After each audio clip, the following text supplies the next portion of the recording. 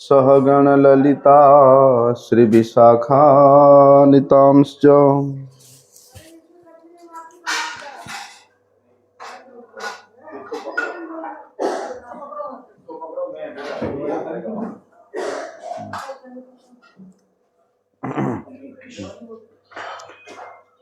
वंदे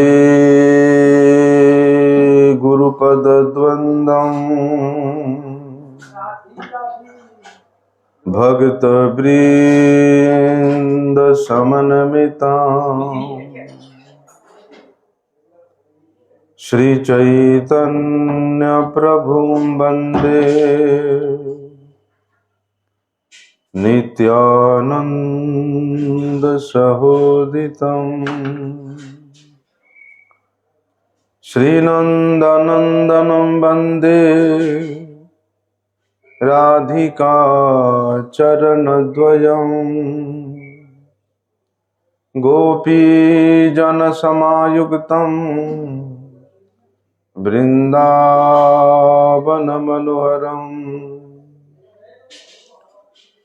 वंशाकल्पतरुभ्यश्च कृपा सिन्धुभ्यैव च पतितानां पावनेभ्यो वैष्णवेभ्यो नमो नमः। नमो महावदन्याय कृष्ण प्रेम प्रदायते कृष्णाय कृष्ण चैतन्य नामिने गौरत्विषे नमः। नमस्ते तुहलग्राम नमस्ते मुसलायुध नमस्ते रेवतीकांत नमस्ते भक्तवत्सल नमस्ते बलिनां श्रेष्ठ नमस्ते धरणीधर प्रलम्बारि नमस्ते तु त्राहि मां कृष्ण पूर्वज भुजे सव्य वेणुं शिरसि शिखिपिच्छं कटितटे दुकुलं नेत्रान्ते सहचरि कटाक्षं च विदधते सदा श्रीमद्वृन्दावन वसति लीला परिचयो जगन्नाथ स्वामी नयन पथगामी भवतु मे। हे कृष्ण करुणा सिंधु दीनबंधु जगत्पते गोपेश गोपिका कांत राधाकांत नमस्तुते। तप्त कांचन गौरांगी राधे वृंदावनेश्वरी वृषभानुसुते देवी प्रणमामि हरिप्रिये। वंदे नंदव्रजस्त्रीणां पादरेणुम् अवीक्ष्णसः यासां हरिर्कथोद्गीतं पुनाति भुवनत्रयम् रासाभिलाषो वसतिश्च वृन्दावने त्वधिसाङ्घ्रि सरोजसेवा लभ्या च पुंसां कृपया तवैव वृंदे नुमस्ते चरणारविंदम। पतित पावन परम करुणामय परम आराध्यतम श्री गुरुपाद पद्म नित्य लीला प्रविष्ट विष्णुपाद परमहंस परिव्राजक आचार्य वर्ज्य अष्टोत्तर शत श्री श्रीमत शिल गुरुदेव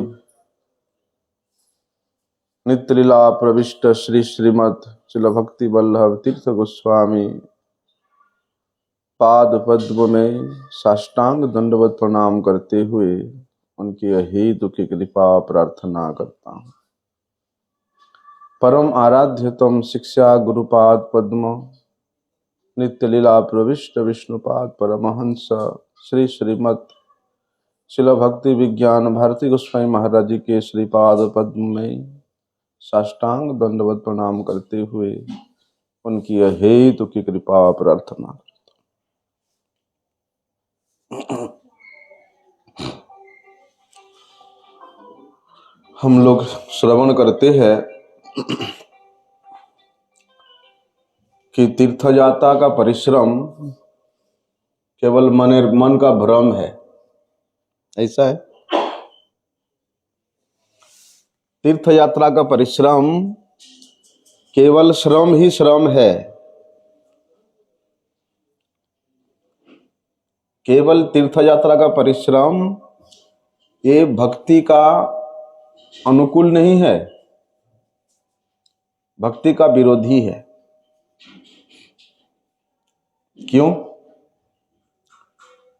तीर्थ यात्रा यदि सत्संग प्राप्ति करने का उद्देश्य लेकर के किया जाए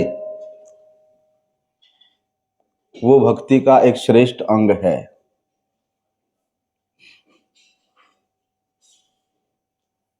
मुझे स्मरण है जब ब्रजमंडल परिक्रमा होता था श्रील गुरुपाद पद्म के अनुगत्य में, तो शायद ये 99 का घटना है। तो कुछ गृहस्थ भक्तगण पूरे महीना के लिए वे नहीं आ पाते हैं। तो जब परिक्रमा पार्टी गोकुल महावन में पहुंचता है तो वहां से आधे परिक्रमा का, आधे 15 डेज या 7 डेज का लास्ट का वो लोग परिक्रमा में योगदान देने के लिए आते अपने अपने ग्रुप लेकर के।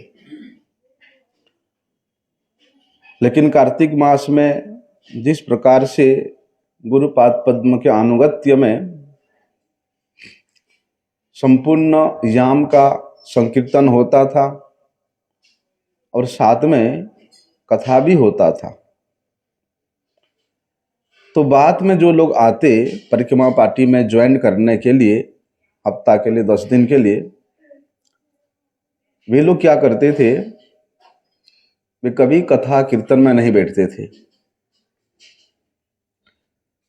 तो परिक्रमा पार्टी पहले के 15 दिन में या 20 दिन में जितना दर्शन किया उसको दर्शन करने के लिए, कवर करने के लिए कि हम लोग 3 दिन में सारे दर्शन कर देंगे, तो वे यहाँ गुरु महाराज कथा कीर्तन कर रहे हैं, वैष्णवगण यहाँ जाम कीर्तन का महिमा गान कर रहे हैं, और वे लोग सुबह से निकल जाते थे परिक्रमा कवर करने के लिए, क्योंकि वे लोग बाद में आए। तो गुरु महाराज, मुझे याद है उस वर्ष असंतुष्ट हुए थे। तब गुरुजी बोलते थे, इस प्रकार यदि यात्रा का परिश्रम करोगे तो वो भक्ति का अंग नहीं है। वैष्णव संग प्राप्त करने का आशा है। वैष्णव संग में कृष्ण लीला स्थलियों का जो भाव उद्दीपक लीलाएं हैं उनका श्रवण करना, उनके महिमा को श्रवण करना, वैष्णवों के मुख से हरिकथा श्रवण करना, ऐसी आशा लेकर के यदि तीर्थ में आते हो, वास्तव में वो तुम्हारा भक्ति का अंग होगा। मुझे स्मरण है वो बात। नहीं तो बोलते हैं वो व्यर्थ प्रयास ही बोला जाता है उसको। हम लोग भले ही उसमें एंगेज रहे, लेकिन साधु संग में, वैष्णव संग में यदि हमको सौभाग्य प्राप्त हो रहा है, स्थान का महिमा श्रवण करने को, हरिकथा श्रवण करने को, तो उसका विशेष सुयोग उठाना चाहिए। अभी संपूर्ण कार्तिक महीना हमारा व्यतीत हो गया। हमने देखा संध्या के वक़्त जो कथा होता था, श्री दामोदर लीलामृत कथा, भले ही हमारे आश्रम में 30-40 लोग पूरे महीना रहे, बस 3 या 4 लोग शाम के कथा में बैठते थे, बाकी सब भाग जाते थे अपने दर्शन करने के लिए।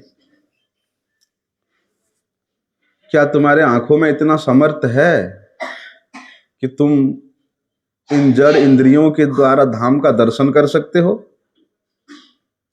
हमारे गुरुजनों ने, हमारे गोस्वामी जनों ने धाम के दर्शन का जो महिमा उल्लिखित किया, हम लोगों ने उसी का ही कीर्तन किया, यहाँ पर उसी का ही महिमा का गुणगान किया।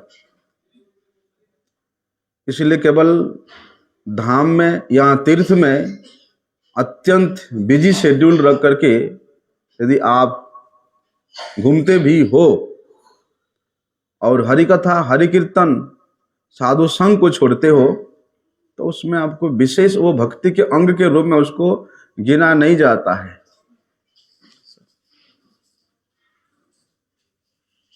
जो भी है ठाकुर जी सुने, ठाकुर जी को अच्छा लगा, है ना। फिर भी भक्ति के अंग के रूप में हम लोगों ने जितने भी व्रत इत्यादि पालन करते हैं, यदि वे व्रत का उद्देश्य, व्रत के जो इष्ट है उनके प्रसन्नता के निमित्त हो, तो वे भक्ति का अंग है।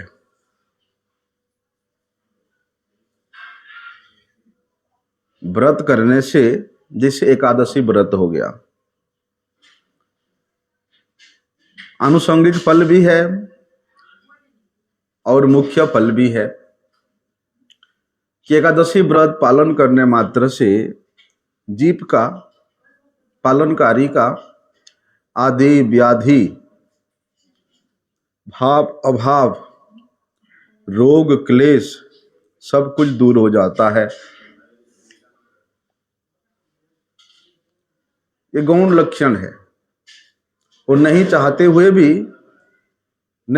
हुए भी वो आपको प्राप्त होगा।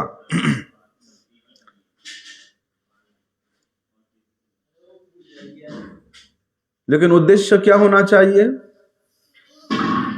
भगवत प्रसन्नता।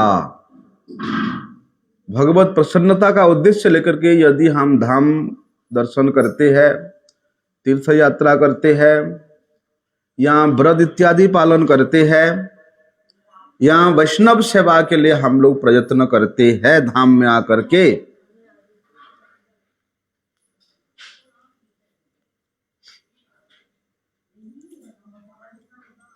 तो वो व्यर्थ नहीं जाता है। वो हरि बोल। यहां तो दरवाजा बंद कर दो या उनको थोड़ा आवाज कम करने को बोलो।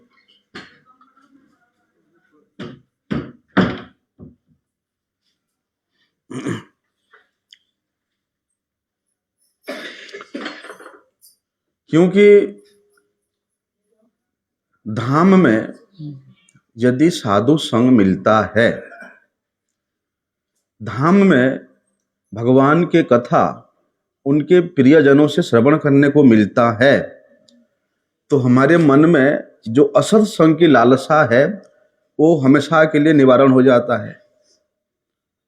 हम लोग असत संग को निवारण करने के लिए, अपने इंद्रियों को दमन करने के लिए प्रयास करते हैं, लेकिन अपनी स्वयं के प्रयास से ये इंद्रियां कभी भी दमन नहीं होते हैं।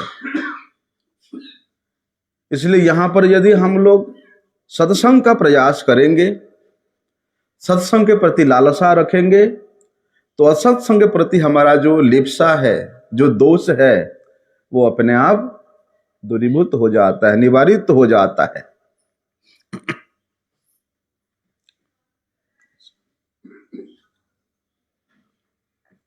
और यदि उन वैष्णवों के संग में धाम यात्रा करते हुए हम लोग उच्च स्वर से संकीर्तन करते हैं, उच्च स्वर से प्रभु के नाम का उच्चारण करते हैं, भले ही देखने में ये बड़े सहज वस्तु लगता है, लेकिन अन्यत्र उस प्रकार वैष्णवों के संग में संकीर्तन करना और धाम दर्शन करते हुए संकीर्तन करना, उसमें करोड़ों गुना अधिक भगवत प्रसन्नता होती है। हम लोग फल की बातें नहीं करते, अधिक फल मिलता नहीं, उससे भगवान को अधिक प्रसन्न होता है। इसलिए हमारे अंदर में जो भी भोग की लालसा है, इंद्रिय लांपट्य का लालसा है, उसको अपने प्रयास से दूर करने के लिए कोई चेष्टा नहीं करना चाहिए, क्योंकि वो होगा ही नहीं। हमारे हृदय में जितना भक्ति का क्रिया उदित होगा, उतने ही परिमाण में कृष्ण इतर वस्तुओं के प्रति हमारा विराग, विरक्ति पैदा हो जाती है। जैसे श्रीमद् भागवत भी इस बात को कहते हैं कि वासुदेवे भगवती भक्ति योग प्रयोजितः जनयति आशु वैराग्यम ज्ञानम च यद हेतुकम। यदि भगवान श्रीहरि के प्रति हम अपने समय को, अपने बल को, अपने अर्थ को, अपनी चेष्टा को लगाते हैं, उसको भक्ति योग ही कहा जाता है। और उनके प्रति यदि कोई साधक का, कोई जीव का इस प्रकार भक्ति योग हो जाता है, तो उसका तुरंत संसार के भोगों से वैराग्य हो जाता है। उसके लिए कोई प्रयास करने की आवश्यकता नहीं पड़ता। और यदि भगवान के चरणों के प्रति उस प्रकार रति उत्पन्न हो गया, तो उसमें स्वाभाविक रूप से भगवत दास्यता रूपी जो ज्ञान है कि मैं भगवान का दास हूं और ये संबंध मेरा और भगवान के मध्य में नित्य संबंध है, ये ज्ञान उसका उत्पन्न हो जाता है। इसलिए अन्य अन्य प्रयासों को छोड़ करके कर्म का, ज्ञान का, वैराग्य का, उसके लिए समय नहीं देना ज्यादा, उसके लिए अपने शक्ति को अपव्यय नहीं करना, बरम उतना समय में वही शक्ति को भगवान के सेवा में लगाना, भगवत भक्ति के साधन में प्रवृत्त होना, क्योंकि उनको भक्ति का बाधक बोला गया है, कर्म को, ज्ञान को या वैराग्य को। यदि हम अपना समय को, अपना इंद्रियों के वृत्तियों को भगवान के सेवा में लगाने का प्रयास करते हैं, तो फिर वे जो कर्म, ज्ञान, वैराग्य, वो साधक को अधपतित कभी भी नहीं कर सकता है। क्योंकि भक्ति ही ऐसा विषय वस्तु है कि भक्ति होने से विरक्ति अपने आप आ जाता है। अपने प्रयास से आप संसार से विरक्त कभी नहीं हो सकते हो। भक्ति ही परेशान अनुभवो, विरक्ति अन्यत्र चैसत्रिक एक काल। भक्ति उत्पन्न होने मात्र से ही वैराग्य उत्पन्न हो जाता है। जैसे कोई व्यक्ति यदि अनन्य भाव से भगवान के पाद पद्मों में शरणागत होकर के उनका सेवा में लगा है, उनका भक्ति करता है, तो उसके हृदय में एक ही समय में वो अनन्यता के कारण भक्ति, संबंध ज्ञान और संसार के परिविरक्ति एक साथ उदित हो जाता है। एक साथ तीन तीन यहाँ विशेष फल की प्राप्ति होती है। भगवान के सेवा के व्यतीत और जितना भी अन्य वस्तुएं हैं, व्यक्ति है, संबंध है, तो वहां पर वो सब अच्छा नहीं लगता, विरक्ति हो जाता है, वैराग्य हो जाता है। बोलते त्रिस एक काल, एक समय में जब एक क्रिया करने से, केवल भगवान के पाद पद्म में अनन्यता होने से भक्ति, ज्ञान, ज्ञान मतलब संबंध ज्ञान और विरक्ति तीनों एक साथ वहां प्रकट उदित हो जाता है। लेकिन इतना होने के बाद यदि भक्त अत्यंत दीनहीन भाव से, बड़े सरल हृदय से भगवान के नामों का कीर्तन करे, भगवान के लीला स्थलियों का स्मरण करे, आहा, उस समय क्या होता है, उसके हृदय में ऐसी ऐसी भावनाएं उदित होती है, वो भावनाएं ही उसको भगवत अनुभूति कराता है। अपने स्थिति को समझता है कि मैं श्री कृष्ण का नित्य दास हूं, श्री कृष्ण हमारे नित्य प्रभु है, उनके सेवा के बिना, उनके सेवा के अलावा हमारा और दूसरा कोई कर्तव्य है ही नहीं। इसलिए हमारा स्वभाव बन जाता है भगवान के चरण में शरणागत होना। इस प्रकार प्रत्येक वस्तु का स्वभाव होता है, तब हमारा स्वयं का स्वभाव बन जाता है भगवान के शरणागति होना। तब जाकर के लगेगा जिस संसार के प्रति हम लोग इतने बड़े बड़े घर बना रहे हैं, आश्रम बना रहे हैं, मठ मंदिर बना रहे हैं, वो संसार का ये वस्तुएं उस समय उसको एक धर्मशाला जिम्मा लगेगा।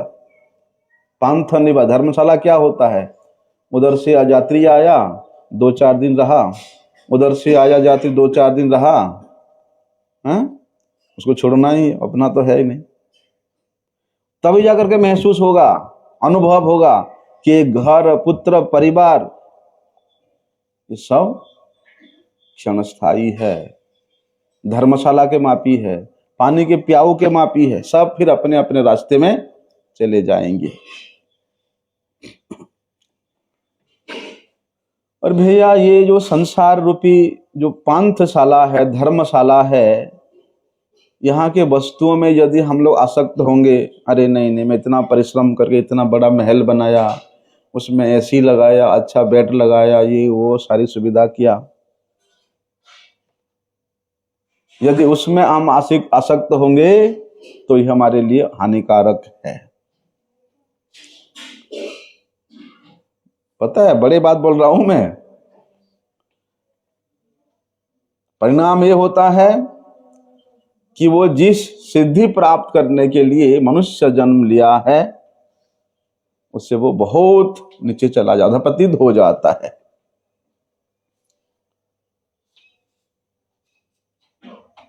इसलिए अनन्यता जब तक हम लोगों के हृदय में जागृत नहीं होता है,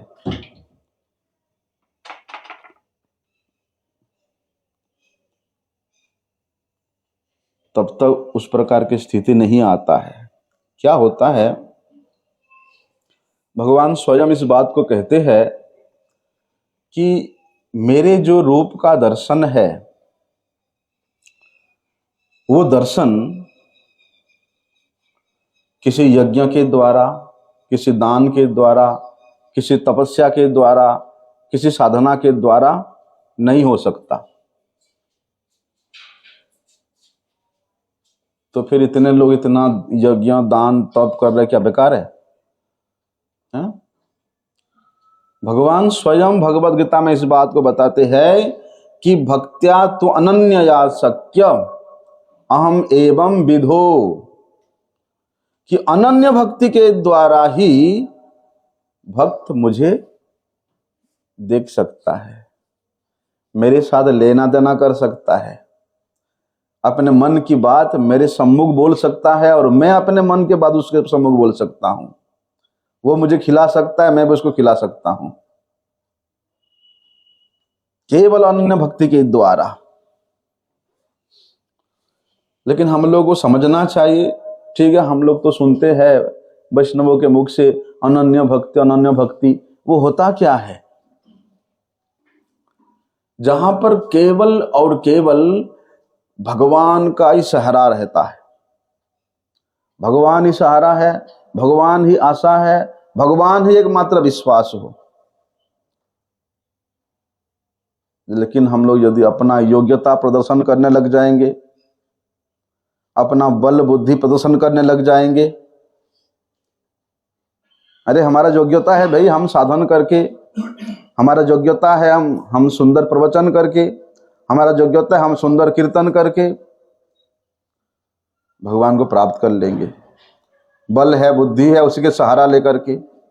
नहीं, भगवान के सिवाय और किसी भी वस्तु का सहारा नहीं रहेगा तब, ना अपने स्वयं के साधन का, ना स्वयं के बल का, ना स्वयं के योग्यता का, ना स्वयं के बुद्धि का, किसी प्रकार का कोई भी सहारा नहीं रहेगा।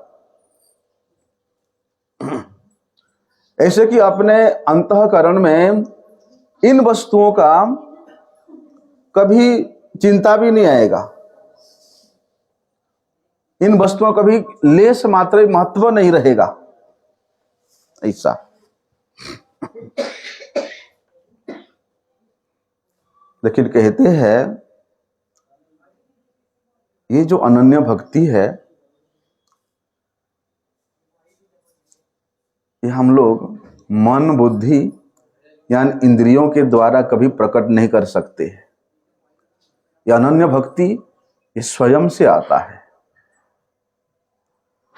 जो अनन्य भक्त जन है, जो अनन्य वैष्णव जन है, उनका यदि हम लोग संग करेंगे, उनके अनुगत्य में भगवान के प्रति शरणागत होंगे, तब जाकर के भगवान के प्रति हमारा अनन्यता आएगा। कर्मी भी भक्त होते हैं, ज्ञानी भक्त होते हैं, ठीक है, ऐसे नहीं कि नहीं होती है। कर्मनिष्ठ भक्त होते हैं, ज्ञाननिष्ठ भक्त होते हैं और भक्तिनिष्ठ भक्त होते हैं। यदि कर्मी भक्त का हम लोग संग करेंगे तो हमारे भक्ति में कर्म प्रधानता रहेगा, अनन्यता नहीं हो सकता वहां। किसी ज्ञानी भक्त का संग करेंगे तो वहां ज्ञान प्रधानता रहेगा। अरे हम भी ऐसा ज्ञानवान बनेंगे, हा? लेकिन जो अकिंचन अनन्य भक्त है, उसका यदि हम लोग श्रवण करते हैं, उनका संग करते हैं, तो उनके संग से भगवत पाद पद्म में हमारा भी अनन्यता बुद्धि आती है। इसलिए उस अनन्यता में क्या होता है, केवल अपना व्याकुलता होती है, उत्सुकता होती है, उत्कंठा होती है। किसके लिए? भगवान के दर्शन के लिए, भगवान की सेवा के लिए हमेशा तैयार रहता है। उत्कंठा वो अनन्यता है। एक क्षण भी उसको चैन नहीं है भगवान के नाम लिए बिना, भगवान के सेवा किए बिना, भगवान के कथा के बिना, भगवान के दर्शन के बिना एक क्षण भी उसको चैन नहीं पड़ता है। ऐसा बेचैनी हम लोग के अंदर में है, हा? अरे पहले अपने घर का काम कर लेते, बाद में माला कर लेंगे, है ना? वही माला करते करते वही सारी सोचते, वहां ऐसे करने से अच्छा था, वहां ऐसे करने से अच्छा था। मतलब फॉर्मेलिटी हम लोग मेंटेन कर रहे हैं। बेचैनी होना चाहिए। जैसे हम लोग कहीं यात्रा कर रहे हैं ट्रेन में और स्टेशन में पहुंचे हैं। अब स्टेशन में पहुंच के पता चलता है कि ट्रेन हमारा 2 घंटा लेट है, ठीक है ना। वो 2 घंटा तो वहां बेचैनी होती है। 2 घंटा बीतने के बाद कितना बेचैनी होता है, बार बार जाकर देखते हैं कि हमारा ट्रेन तो नहीं आ रहा है। जहां अलाउंस होता है वहां कान खड़ा करके रखते हैं, 2 घंटा हो गया, उसमें स्क्रीन में देखते हैं 2 घंटा हो गया, कितना बेचैनी होता है कि हमारा ट्रेन क्यों नहीं आ रहा, क्यों नहीं आ रहा। ये तो एक साधारण इस जगत का एक वस्तु है, और अपने स्वयं के सुख के लिए इतना बेचैनी है हमारा कि हम जल्दी जाएंगे। उसी प्रकार भगवत दर्शन करने के लिए, भगवत प्राप्ति करने के लिए क्या ऐसे बेचैनी हम लोगों के हृदय में है? बोलते जिसके अंदर में जितना तड़प है, जितना बेचैनी है, जितना उत्कंठा है, जितना व्याकुलता है, उसके हृदय में उतना ही जल्दी भगवत दर्शन होता है, भगवान वहां उतना जल्दी प्रकट होते हैं। लेकिन हम लोगों का है नहीं से बेचैनी। वास्तव में कहते हैं ना, ये जो बेचैनी है ये भगवत दर्शन का मुख्य कारण होता है। ऐसे बेचैनी में, ऐसे व्याकुलता में, बोलते अनंत जन्मों का जो पाप है वो तुरंत भस्मसात हो जाती है। लेकिन बेचैनी किसके लिए होना चाहिए? भगवान के लिए। ऐसे व्याकुलता भगवान के लिए होना चाहिए। भगवत दर्शन नहीं हुआ है लेकिन भगवान के लिए बेचैन है, व्याकुल है, तो तमाम जन्मों के जो पाप राशि है तुरंत भस्म हो जाता है। तो ऐसे जो अनन्य भक्त है, ऐसे जिसके हृदय में भगवान के प्रति बेचैनी है, उनके लिए भगवान कहते हैं, क्या कहते हैं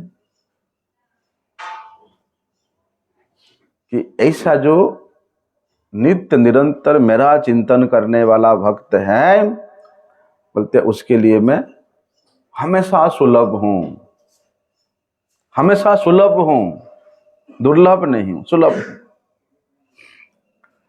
इसलिए जो अनन्य भक्त, भगवान कह रहे हैं, मेरा चिंतन करता है, मेरा उपासना करता है, उसका योगक्षेमम वहाम्यहम्। उसके लिए कोई चिंता करने की जरूरत नहीं है। हम लोग संसार के लिए चिंता करते हैं, कहां से पैसे आएगा, कहां से सम्मान आएगा, कहां से प्रतिष्ठा आएगा, कहां से शिष्य आएगा, कहां से ये सब चीज आएगा, चिंता करते हैं ना। जब हम अपने लिए चिंता करते हैं, अपने लिए प्रयास करते हैं, तो फिर वहां भगवान देखते हैं, अरे वो अपने आप कर रहे, करने दो। लेकिन अपने लिए सभी प्रकार के चेष्टा को छोड़ करके केवल मात्र भगवान के ऊपर निर्भर करते हैं, तो भगवान वहां कहते हैं, अनन्य चिंतयन्तो माम जे जना पर्युपासते तेषां नित्य अभियुक्तानाम। उसके रोजी रोटी का हर व्यवस्था में, हर चिंता में मुझे करना पड़ता, उसको करने की जरूरत नहीं है।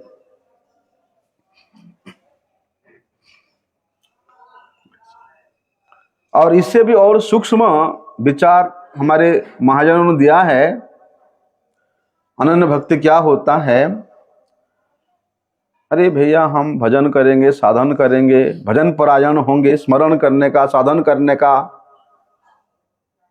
ये जो सहारा है, भगवान को पुकारने का जो सहारा है, बोलते ना, अरे हरि नाम करके हम भगवान को प्राप्त कर लेंगे, साधन करके भगवान को प्राप्त कर लेंगे, बड़े उत्कंठा से भगवान को पुकारेंगे। तो ये इसके प्रति जो सहारा है, देखो सहारा किस चीज का बताया है? भजन का, स्मरण का, साधन का, कीर्तन का सहारा बताया है। अन्यथा में ये सहारा भी खत्म हो जाता है।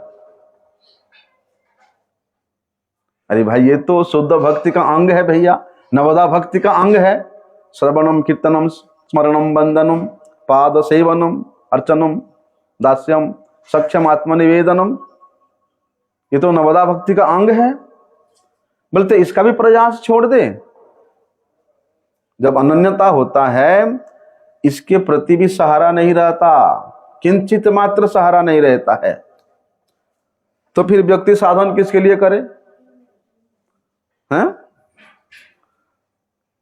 भाई, भजन के, साधन के, कीर्तन का सहारा ना रहे तो फिर व्यक्ति साधन किसके लिए करे? बोलते साधन केवल अपने अभिमान को मिटाने के लिए करे। वो माता आप उधर बैठ जाओ ना, चेयर में बैठ जाओ, पीछे में, आप पीछे चेयर में बैठ जाओ, दूसरे के डिस्टर्ब ना हो। हाँ, चेयर पीछे वहां बैठ जाइए। तो साधन किस लिए करना? साधने के लिए। किसको साधने के लिए? अपने अभिमान को साधने के लिए, अपने अभिमान को मिटाने के लिए, कि मेरे साधन का कोई मान ना हो, अभिमान ना हो। साधन करने का जो बल है, साधन करने का जो अभिमान है, उसको मिटाने के लिए साधन करना है। बोलते हैं ना कि हम साधन के बल पर उद्धार कर लेंगे अपने आप, हमें किसी की जरूरत नहीं है। बोलते ये जो अभिमान है, इसको खत्म करने के लिए, इसको समाप्त करने के लिए साधन करना।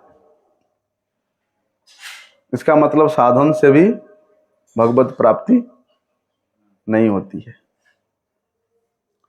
तो साधन करके भगवान को प्राप्त कर लेंगे इसके लिए नहीं, साधन इसीलिए करेंगे कि हम अपना अभिमान को मिटा देंगे। जब ये साधन का अभिमान एकदम, क्या बोलते हैं उसको, गल जाता है ना, एकदम जब गल जाता है, तब जाकर के भगवान का कृपा, भगवान का शुद्ध कृपा मान लो। क्या भगवान का कृपा भी अशुद्ध होता है? क्या भगवान का कृपा भी कपट होता है? बोलते हाँ, जिसकी जैसी भावना, क्या है वो? बस जिस भाव से आप भगवान का भजन कर रहे हो, उसी भाव के अनुसार ही आपको मिलेगा। भगवान भी कहते हैं, ये यथा माम प्रपद्यन्ते ताम तथैव भजाम्य हम। अब इधर संसार की वस्तुओं का कामना करके भगवान का भजन कर रहे हो, और उधर कैसे भगवान तुमको प्रेम भक्ति प्रदान कर देंगे? हैं? इसलिए जब इस साधन का अभिमान एकदम मेल्ट हो जाता है, गल जाता है, तब भगवान का कृपा उस जीव के ऊपर पड़ती है। भगवान का कृपा तो हमेशा सब जीव के ऊपर है, लेकिन तब उसका असर होती है।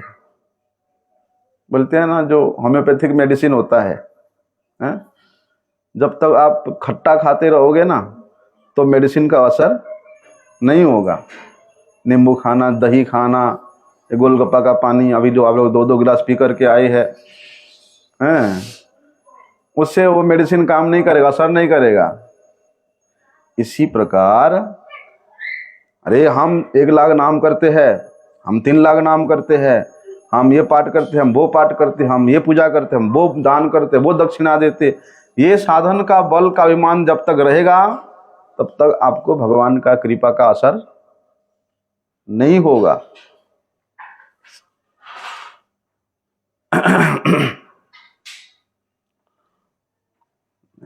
इसीलिए कहते हैं ना, ऐसे जो अनन्य भक्ति है, इसी से भगवत तत्व को भी जाना जाता है। ज्ञातुम द्रष्टुम प्रवेष्टुम च। ऐसे अनन्य भक्ति से बोलते भगवान को ज्ञातुम, तत्व से जाना जा सकता है, भगवान को अपने हृदय में अनुभव किया जा सकता है, और भगवान के साथ प्रीति का, प्रेम का आदान प्रदान भी किया जा सकता है। कौन सा ज्ञान? संबंध ज्ञान, कि भगवान के साथ मेरा क्या संबंध है, और भगवान के साथ संबंधित होने के नाते उनके प्रति मेरा क्या कर्तव्य है।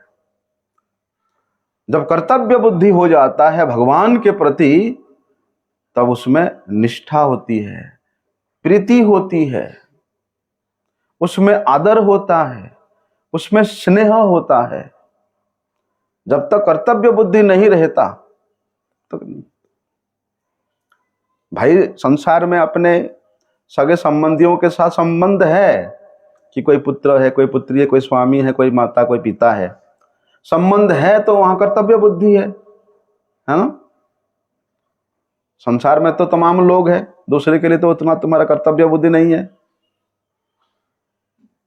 तुम्हारा पत्नी है, तुम्हारा बच्चे है, इसलिए उनके साथ तुम्हारा कर्तव्य बुद्धि है। उनके लिए सब सुविधा करना, सुजोग करना, पढ़ाना लिखाना, सब व्यवस्था करने को अपने कर्तव्य समझते हैं ना। क्यों कर समझते हैं? क्योंकि उनके साथ हमारा संबंध है। और वे कर्तव्य भी हम लोग बड़े प्रेम से करते हैं। अरे अपने बच्चे है, छोटा सा बच्चा है, उसको प्यार से नहीं बोलूंगा, प्यार से नहीं डांटूंगा, प्यार से नहीं खिलाऊंगा तो उसको बुरा लगेगा। इसी प्रकार वो जब ज्ञान हो जाता है कि भगवान के साथ हमारा क्या संबंध है, वो संबंध में प्रतिष्ठित होने के बाद उनके प्रति हमारा कर्तव्य बुद्धि होता है कि उनके निमित्त, उनके प्रसन्नता के लिए, उनके सुख के लिए, उनके आराम के लिए मुझे चेष्टा करना है, ये मेरा कर्तव्य है। वैसे भगवान को किसी की कोई जरूरत नहीं पड़ता है। भगवान तो पूर्ण वस्तु है, वे रस स्वरूप है, वे आनंद स्वरूप है। उनको किसी की कोई वस्तु की आवश्यकता नहीं होता है। लेकिन फिर भी भगवान का विधान है, इसलिए विधान बताया, मैं पूर्ण होते हुए भी उन भक्तों के निमित्त अपूर्ण रहता हूं जिनसे मैं मांग के खाने को भी कभी पश्चाताप नहीं करता हूं। भगवान कहते हैं जिनके झूठा खाने को भी मैं कोई पश्चाताप नहीं करता हूं। जिन भक्तों के लिए हार भी जाऊं, जिन भक्तों के लिए अपने प्रतिज्ञा को भूल भी जाऊं, बोलते वो मेरे सबसे श्रेष्ठ पूजा होती है। क्यों? क्योंकि उनमें अनन्यता है। ऐसे अनन्य भक्त है। कैसे होगा? संबंध ज्ञान, कर्तव्य ज्ञान, और उस कर्तव्य ज्ञान में आसक्ति होना चाहिए, लोभ होना चाहिए, सम्मान होना चाहिए।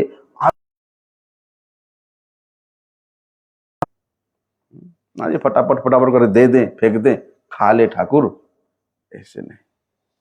उसमें आदर होना चाहिए, तब जाकर के वहां भगवान प्रसन्न होते हैं।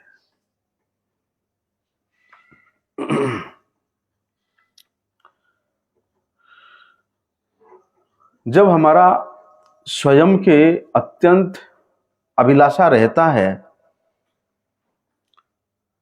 स्वयं का उत्कट अभिलाषा रहता है, अत्यंत दृढ़निष्ठ अभिलाषा रहता है, तो उस अभिलाषा में ना एक ताकत होती है। कैसा अभिलाषा? कि मैं जो भी करूंगा मेरे प्रभु के प्रसन्नता के निमित्त करूंगा। यदि ऐसा उत्कट अभिलाषा हमारे हृदय में है तो ऐसा उत्कट अभिलाषा भगवान में भी पैदा होता है। किस लिए? कि मैं भी मेरे भक्त से मिलूंगा। भक्त से मिलने के लिए भगवान का भी ऐसा उत्कट अभिलाषा होता है जितना उत्कट अभिलाषा भक्त का भगवान से मिलने के लिए होता है। भगवान में भी वे अभिलाषा इतना उत्कंठा पैदा कर देती है कि उस भक्त से मिलूं, जाकर के उससे वार्तालाप करूं।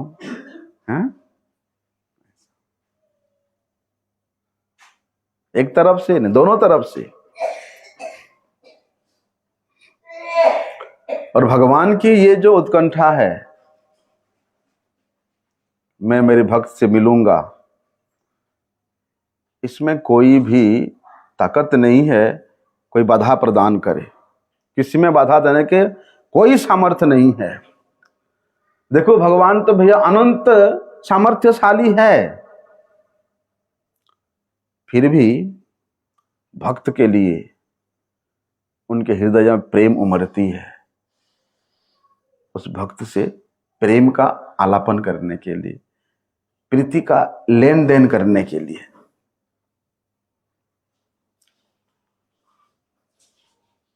बोलते इसी को कहते हैं ऐसे भक्त के कृपा, ऐसे भक्त का दर्शन, ऐसे भक्त के मुख से भगवत कीर्ति कीर्ति श्रवण, यही तो सिद्धि है हम लोगों का। साधुनाम दर्शनम मन्ये सर्व सिद्धि करम परम, सभी प्रकार के सिद्धि वही है। दर्शन करने मात्र से, उनसे आलापन करने मात्र से, उनसे श्रवण करने मात्र से। इसलिए ऐसे भक्त की योग्यता है या योग्यता नहीं है, भगवान उसके योग्यता के प्रति कोई नजर नहीं डालते हैं। बस अनन्यता है, इसलिए भगवान परवश हो जाते हैं उससे मिलने के लिए, उसके अधीन होने के लिए,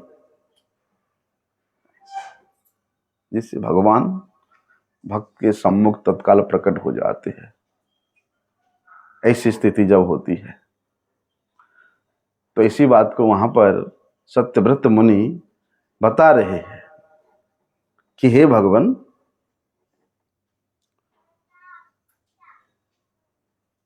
ना मुझे ज्ञान की आवश्यकता है और ना ज्ञान के सिद्धि से जो ब्रह्म की प्राप्ति होती है उसकी आवश्यकता नहीं है।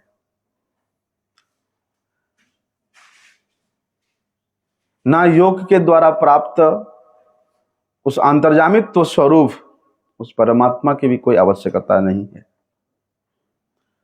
ना मुक्ति की आशा है, ना वैकुंठ की आशा है, और ना अन्य कोई वर की आशा है। फिर क्या चाहिए कि हे भगवान, मेरे हृदय में आपका ये जो रूप है, ये जो स्वरूप है, कौन सा स्वरूप? बाल गोपाल रूपम, हमेशा के लिए विराजमान हो जाए, बैठ जाए, और कोई नहीं चाहिए। इस बात को कहते हैं वहां पर ब्रह्मा जी ने भी भगवान से यही प्रार्थना करते हैं। भले ही भगवान प्रसन्न हो, कहते ब्रह्मा वर मांगो, तुम्हारा जो इच्छा तुम वही वर मांगो। ब्रह्मा जी ने क्या वरदान मांगा? नौमिध्यते अभ्रवपुषे तड़िदंबराय गुंजावतम सपरिपिच्छल सम्मुखाय वन्यश्रये कवल बेत्र विषाण वेणु लक्ष्मश्री मृदपदे पशुपांगजाय। ब्रह्मा जी क्या नहीं जानते भगवान का ऐश्वर्य क्या है? भगवान के जो महा ऐश्वर्य है, क्या उसको ब्रह्मा जी नहीं जानते?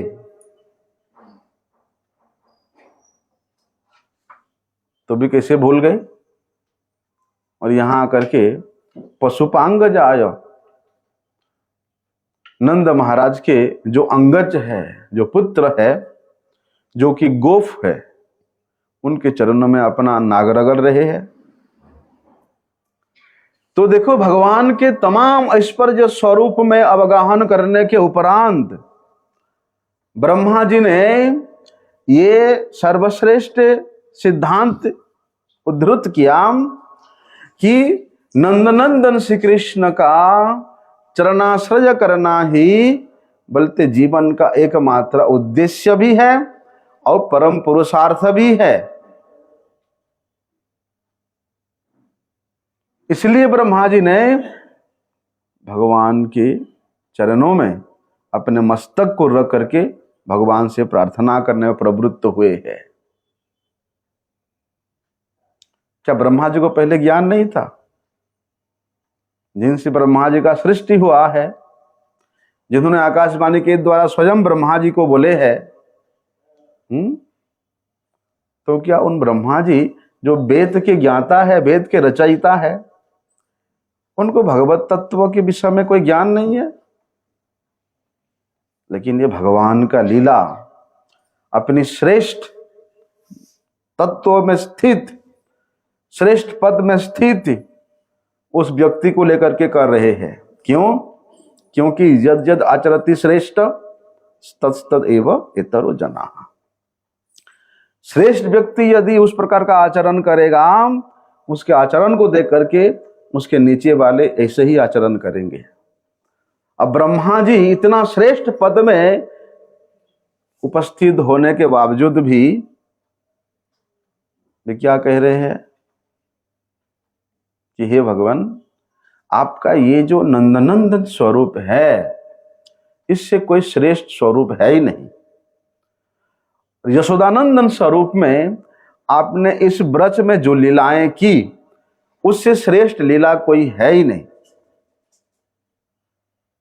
इसलिए हे भगवान, ठीक है, मैं तो जानता हूं कि मेरे से अपराध हुआ है, यद्यपि वो सब क्रिया भगवान के इच्छा से हुआ है। ब्रह्मा जी के कोई मोह जो हुआ है, भगवान की इच्छा से हुआ है, क्योंकि भगवान ब्रह्मा जी जैसे श्रेष्ठ व्यक्तित्व को निमित्त बना करके ये प्रमाण करना चाहते, ये जब जगत को जानना चाहते हैं कि भगवत भक्ति के बिना जीव का कल्याण और कहीं भी नहीं है। तो ब्रह्मा जी भगवत विधान में अपने आप को घसीट करके भले ही वहां तक पहुंचे हैं और भगवान से बोलते कि प्रभु कुछ अपराध हुआ है, भय से कांप रहे हैं, भूमि पर घुटन टेक करके बड़े गदगद स्वर से अश्रु प्रवाहित करते हुए बोलते हैं कि हे भगवान, हे नंदन नंदन, ईढ़ आप इस जगत के एकमात्र पूज्य है, स्वामी है, पालक है, जनक है, जननी है। आप ही इस जगत के सभी वस्तु का एक आश्रय है, सबके आत्मस्वरूप है, और जितने भी अवतार हुए उन तमाम अवतारों के आप मूल स्वरूप है, मूल अवतारी है। कि हे भगवान, मैं आपके प्रसन्नता के लिए, आपके प्राप्ति के लिए, आपके सेवा मिल जाए, ऐसी आशा लेकर के मैं आपके चरणों में स्तव कर रहा हूं, स्तुति कर रहा हूं। देखो, चाहे योगी हो, ज्ञानी हो, कर्मी हो, सकाम भक्त हो, सभी अपने अपने हिसाब से, अपने अपने विधान से, अनेक प्रकार से उस अभिष्ट वस्तु की प्राप्ति करने के लिए सब चेष्टा करते हैं, पूजा करते हैं, स्तव करते हैं, आराधना करते हैं। लेकिन भगवान, मैं केवल आपके चरणों के, कैसा चरण? अभय चरण, जिसका आश्रय रहने के बाद कोई भय नहीं रहता, जो अमृत स्वरूप है, जो आनंद स्वरूप है, जो रस स्वरूप है, जो अशोक स्वरूप है, जहां किसी प्रकार का कोई शोक नहीं है, उस पाद पद्म के आश्रय प्राप्त करने के लिए मैं आपसे प्रार्थना कर रहा हूं। कौन कह रहे हैं? ब्रह्मा जी कह रहे हैं। हम लोग सोचते हैं अरे अभी तो जवान है, अभी क्या जरूरत है भगवान का आश्रय लेने का, बुढ़ापे में आश्रय ले लेंगे, बोलते हैं ना, बुढ़ापे में भजन करेंगे। संसार के लोग ये बोलते हैं अरे अभी तो तुम्हारा खेलने कूदने का उम्र है, खूब खाओ, खूब पियो, ऐश करो, बुढ़ापे में भजन करो, ये बोलते हैं। लोगों की तो ऐसी ही मति रहती है। लेकिन क्या बोलते हैं, भगवान के अनंत अवतार है, मत्स्य, कूर्म, बराह, नृसिंह, मीन, बहुत अवतार है, अनंत अवतार है। वो बोलते हैं उन तमाम अवतारों में भगवान ने जो जो स्वरूप ग्रहण करते हैं, उन स्वरूपों के द्वारा भगवान इस पृथ्वी के भार को हरण करते हैं, यहां से दुष्टों का विनाश करते हैं। स्वयं भगवान कह रहे हैं, यदा यदा हि धर्मस्य ग्लानिर्भवति भारत अभ्युत्थान अधर्मस्याम्यहम् परित्राणाय साधूनां विनाशाय च दुष्कृताम्। उसके आगे कहते हैं संभवामि युगे युगे, भगवान अनेक अवतारों में वहां अवतीर्ण होते हैं और पृथ्वी के भार को हरण करते हैं, परंतु नंदनंदन स्वरूप में, इस ब्रज लीला में, इस वृंदावन के लीला में आपने जो माधुर्य का प्रकाश किया, अपरिसीम माधुर्य, जिसका कोई समान सीमा नहीं है, इस अवतार में आप जितना भक्त वात्सल्यता का प्रकाश किया, और जितना आपने इस अवतार में अयाचित करुणा किया बिना चाहते हुए, ऐसे माधुर्य, ऐसे भक्त वात्सल्य और इस प्रकार के अकारण करुणा किसी अवतार में प्रकाशित नहीं हुआ है। दूसरे किसी लीला में ऐसा प्रकाश हुआ ही नहीं है। भगवान आप जब यहां पर मक्खन चोरी करते हैं, गोष्ठ में जाकर के सखाओं के साथ जो क्रीड़ा करते हैं, ये जो मैया के द्वारा बंधन, दाम बंधन को स्वीकार करते हैं, पुतना मोक्ष होता है, बड़े बड़े असाधारण लीलाएं भगवान ने यहां की है। और विशेष करके ब्रह्मा जी कहते हैं कि भगवान आपने अभी अभी मेरे प्रति जितनी कृपा की है और इस कृपा के द्वारा आपने स्वयं के माधुर्य को असमोर्धता में जो प्रकाशित की है वो मैंने स्वयं अनुभव किया है। कि हे भगवान आपसे प्रार्थना ये है कि आपके ये महामाधुर्य को जो मैंने दर्शन किया उसको कभी ना भूलूं, या आपका ये जो कृपा मेरे प्रति वर्षण हुआ मैं इसको नित्य निरंतर के लिए अपने हृदय में स्मरण में रखूं, धारण करके रखूं। इसलिए आपसे प्रार्थना कर रहा हूं, इसलिए आपसे मैं स्तुति कर रहा हूं। भले क्यों नहीं होगा, जो स्वरूप प्रकाशित हुआ है, नभ नीरद निंदित कांति धर्म, वे जो नवनिरद कांति नंद नंदन का जो माधुर्य प्रकाशित हुआ और उसमें भी जो अयाचित करुणा का वर्षा हुआ इन तमाम ब्रजवासियों के ऊपर, उसकी जो स्फूर्ति होती है, बोलते उस करुणा को प्राप्त करने के लिए, उस माधुर्य का आस्वादन करने के लिए, आपके उस रूप का दर्शन करने के लिए मेरे हृदय में हमेशा एक लोभ जागृत हो जाए, लालसा जागृत हो जाए। इसलिए हे भगवान बड़े दिनहीन होकर के मैं आपके चरण में पड़ करके मैं आपसे प्रार्थना कर रहा हूं। ब्रह्मा जी ने नहीं मांगा मुझे क्षमा कर दो, ये कर दो, वो कर दो, कुछ नहीं कहा। इसलिए वहां कहते हैं कि अभ्र बपुसे ते नौमी, कि हे भगवान इसके अलावा मेरा दूसरा कोई मांग है ही नहीं, दूसरा कोई लालसा है ही नहीं, यही ही एकमात्र मेरा प्रार्थना है कि आपका ये जो अचिंत श्याम सुंदरम गुण स्वरूपम नित्यम में हृदय विराजते, आपके परम प्रियजन अपने हृदय रूपी मंदिर में आपके जिस श्याम सुंदर स्वरूप का नित्य निरंतर दर्शन करते रहते हैं, सेवन करते रहते हैं, मेरे भी सौभाग्य ऐसा उदित हो जाए कि आपके ये जो श्याम सुंदर विग्रह मेरे हृदय में प्रकट हो जाए, मैं नित्य उसकी सेवा में अपने आप को लगा सकूं। देखो, जब ब्रह्मा जी के मन में, ब्रह्मा जी के हृदय में भगवान के इस प्रकार के करुणा से पूर्ण लीलाएं उत्पन्न हुआ, लीलामृत का अनुभव हुआ, करुणामृत का अनुभव हुआ, तब ब्रह्मा जी के हृदय में भगवान के वे श्याम सुंदर रूप, वे नवजलधर रूप, वे नंदन स्वरूप की स्फूर्ति होने लगी। तब जाकर के भगवान ने कितना कृपा किया इन ब्रजवासियों को, और इन ब्रजवासियों के द्वारा भगवान कितना आनंद का अनुभव किए जो कि कल्पना से भी अतीत है। जिन ब्रजवासियों ने कभी सोचा भी नहीं था,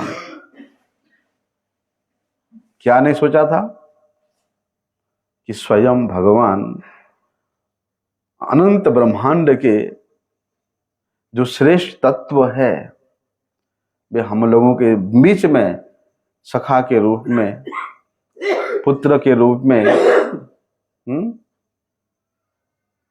लीला करेंगे, खेला करेंगे। ऐसा सौभाग्य प्राप्त हुआ। इसलिए ब्रह्मा जी कहते अहो भाग्यम अहो भाग्यम नंद गोप ब्रजगसाम, कि इन ब्रजवासियों के भाग्य का मैं कहां तक सराहना करूं, इनके भाग्यों का कहां तक मैं कल्पना करूं। इनके भाग्यों के विषय में जब मैं कल्पना करने लगता हूं तो हम सब मुड्यंती युगे युगे है, मोहित हो जाते हैं। कौन? मैं तो होता ही हूं, भोले बाबा भी मोहित हो जाते हैं। सनक सनंदन सनातन नारद इतने बड़े बड़े ज्ञानी भक्त हुए, इन ब्रजवासियों के भाग्य की कल्पना करके वे सब मोहग्रस्त हो जाते हैं। इसलिए ब्रह्मा जी ने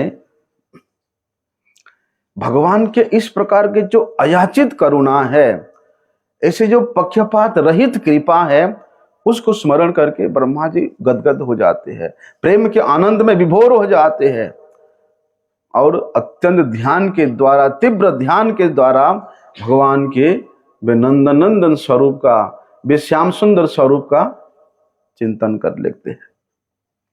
उसी समय ब्रह्मा जी के हृदय में स्फूर्ति होने लगता है। क्या? श्री कृष्ण के वो जो रूप है, नौमिध्यति अभ्रवपुषे तड़िदंबराय, वे नव जलधर श्याम वर्ण पीतांबरधारी, वो भी बिजली के मापी पीतांबरधारी भगवान उनके हृदय में विराजित है। लेकिन ये पीतांबरधारी ऐसा है जैसे आकाश में नव मेघ में जब बिजली कड़कता है वो तो कुछ सेकंड का होता है ना, थोड़ी समय का होता है। लेकिन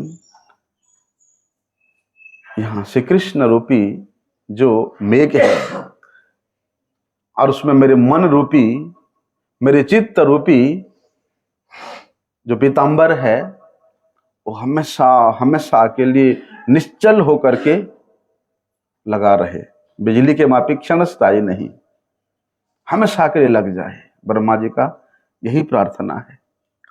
तो इसी प्रार्थना को, इसी तत्व को, इसी सिद्धांत को यहां पर सत्यव्रत मुनि भी कहते हैं कि हे भगवान, वरम देव मोक्षम न मोक्ष बदिम्बा न चान्यम वृणे अहम बरेसादपिह इदम ते वपुरनाथ गोपाल वालम मनस्या सदा में मनस्या विराजताम की मन्ने, कि हे भगवान, आपका ये जो बाल गोपाल रूप है, बाल गोपाल स्वरूप है, जिस बाल गोपाल स्वरूप में आपने इस ब्रज में अनेकानेक लीलाएं करके इन ब्रजवासियों को प्रेम का प्रदान किया, बोलते आपका वही बाल गोपाल रूप, वही दामोदर रूप मेरे हृदय में हमेशा हमेशा के लिए विराजमान हो जाए। इसके अलावा मुझे और कोई वर नहीं चाहिए, कोई आकांक्षा नहीं है, कोई आशा नहीं है, कोई अभिलिप्सा नहीं है, केवल आप मेरे हृदय में विराजमान हो जाइए। आगे का विषय हम लोग कल श्रवण करते हैं। मंशा कल्पतरुभ्यश्च कृपा सिंधुभ्येव च पतितानं पावनेभ्यो वैष्णवेभ्यो नमो।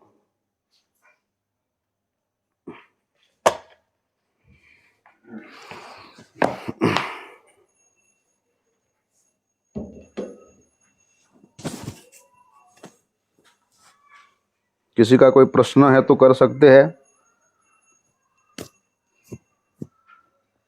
अगर सुने हैं तो। सुने हैं तो प्रश्न होता है। बंद नहीं हुआ?